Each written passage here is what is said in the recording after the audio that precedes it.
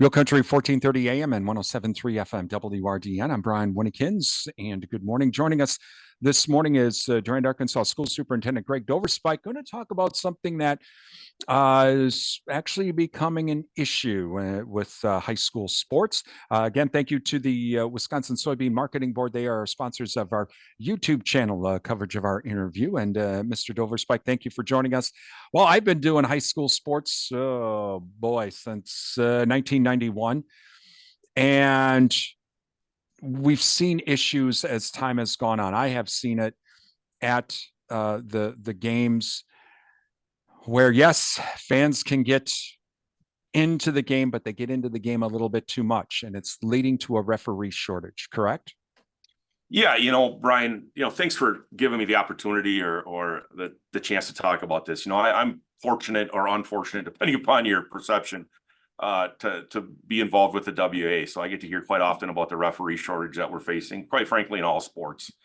And it's getting pretty serious, to the fact that, it's going to start impacting some things quite, there's a possibility quite drastically. We're having more referees leave the game than we are coming in. And when you ask the referees why they're leaving, a lot of it has to do with just the treatment they're getting from the fans. I heard a report recently from referees of why they're leaving, and it's quite frankly, it's alarming that the number of them that just quite frankly don't feel safe while reffing or while leaving, and that's alarming. And it's not just all high school sports. We're talking fourth, fifth, sixth grade. Where referees cut their teeth. Kind of where you put on that striped uniform the first time and you want to cut your teeth, learn how to do it, and you're getting verbally abused by some parents or fans and coaches, and you're like, why do I want to do this anymore? And then you never work your way up the ranks to get to that varsity level. And so the research, the study shows that not a lot of referees they license themselves year one, and the retention to year two is not very good because they don't want to take the abuse. And the concern I have, quite frankly, as an administrator, as a lover of sports like you are, I mean, I've been involved in sports my whole life, is that, I think you ask people, what's the purpose of a game, whether it be a football, volleyball, wrestling match, basketball, whatever, what's the purpose? And people want to talk about winning and all these other things, which may all be accurate.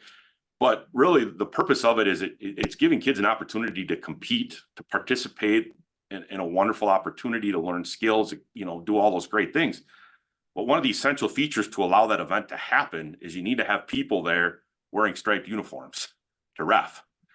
And the way things are going right now, we're running short of those striped people. And the fear I have is it's going to take away chances from our kids to be able to do the things like compete and play and participate. And you're going to see more and more things happen where you're going to have to see things like football games get moved to a Saturday morning because you're going to have a reffing crew ref a Friday night, a Saturday morning, and maybe a Thursday night. You're going to have a basketball crew ref a 4:30 game on a Thursday and then an 8 o'clock game on a Thursday night and switch schools. They're going to have to ref the girls' varsity game at 6 and the boys' varsity game at 7:45 or vice versa.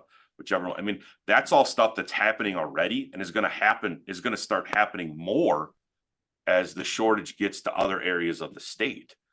And that concerns me. And so I think the best thing that we just as adults need to think to ourselves,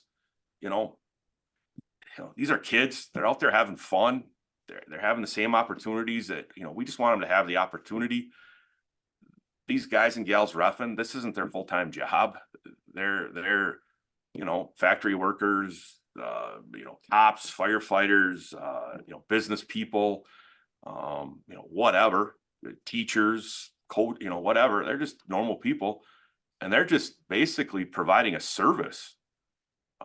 Because they're doing it for the love of the game and the kids. They love the sport. They want to stay involved in the sport, and this is their way to give back to a sport they love by reffing. It's kind of getting to the point where they're saying, do I want to continue to get back to the sport I love if this is what I'm going to get?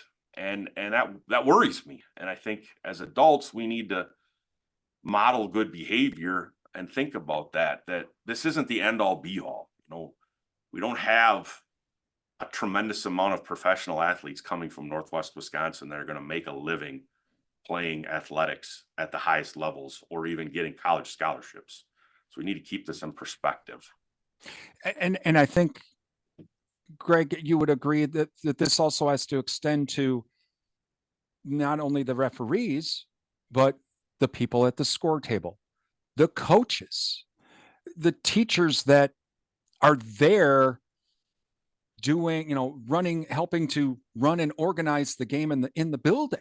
Because without any of those people, none of this happens.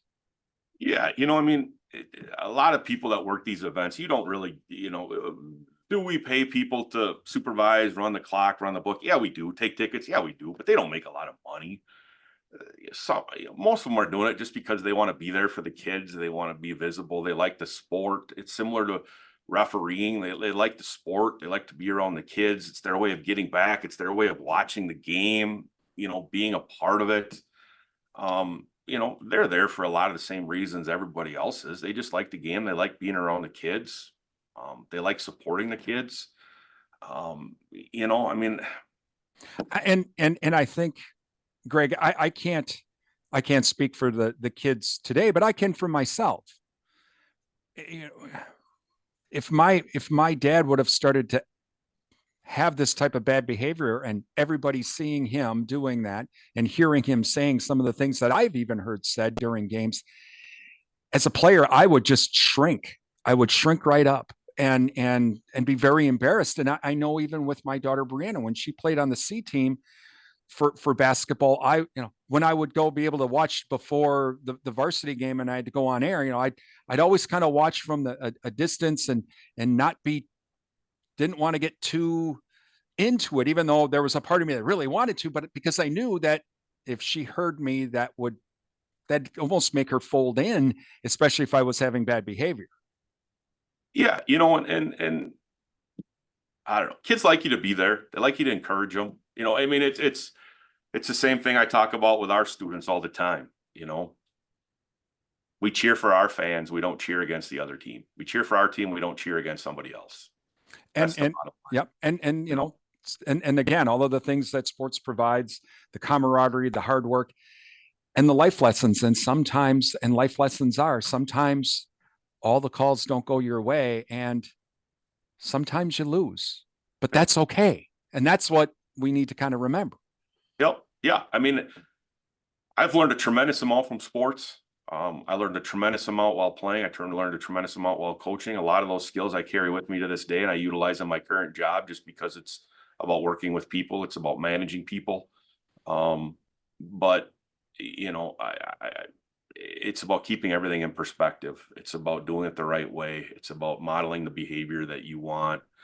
And it's keeping it perspective. And the bottom line is, I just want kids to have these opportunities long after I'm gone, long after I retire. And I'm just worried at the current pace that it's a combination of we're not going to have the referees. And like you said, we may not have the coaches. And then what? Then what's going to happen? So for those that are watching and listening, if they want to step up and be a ref, how can they do that?